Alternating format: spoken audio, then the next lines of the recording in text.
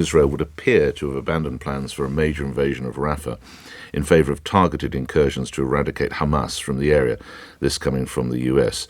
Now, the United States has for weeks been warning Israel against going into Rafah. That's the last city in Gaza untouched by heavy fighting, and it would appear that Israel have taken those concerns into account, with an unnamed senior US official saying it's fair to say the Israelis have updated their plans. They've incorporated many of the concerns we have expressed.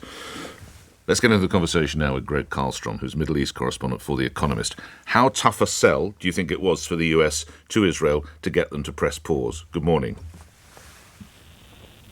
Good morning. I'm not sure how much they have indeed pressed pause and how much of this is just spin from the U.S. administration. I think if you look at where the Israelis are so far with this offensive in Rafah, they have seized about half of the border between Egypt and Gaza. They've seized the Rafah crossing, and their troops have come quite close to the city center in Rafah, from which about 1 million Palestinians are thought to have evacuated already. So this is a sizable offensive. It may not be the big all-at-once division-level operation that some people had expected it might be, but it is still a very sizable offensive, I think, in the city.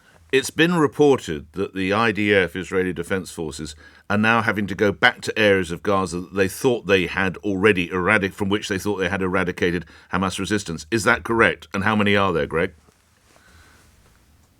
That is correct. They went back earlier this month to an area called Zaytun in northeastern Gaza. It was the third time they've had to fight there since October. They went back to Jabalia in the far north. That was the second time they had sent troops there.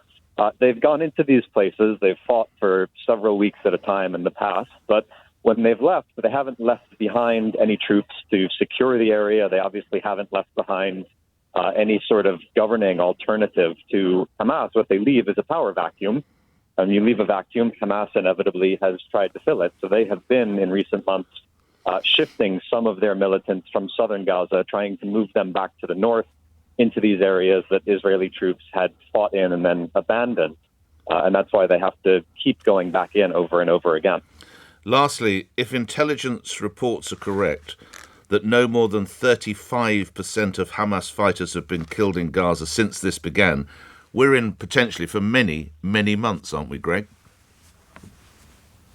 We are. I mean, that is what the Israeli army is saying over the past few days. They've been talking about at least 6 more months of fighting from now, which would mean this war would drag on for over a year.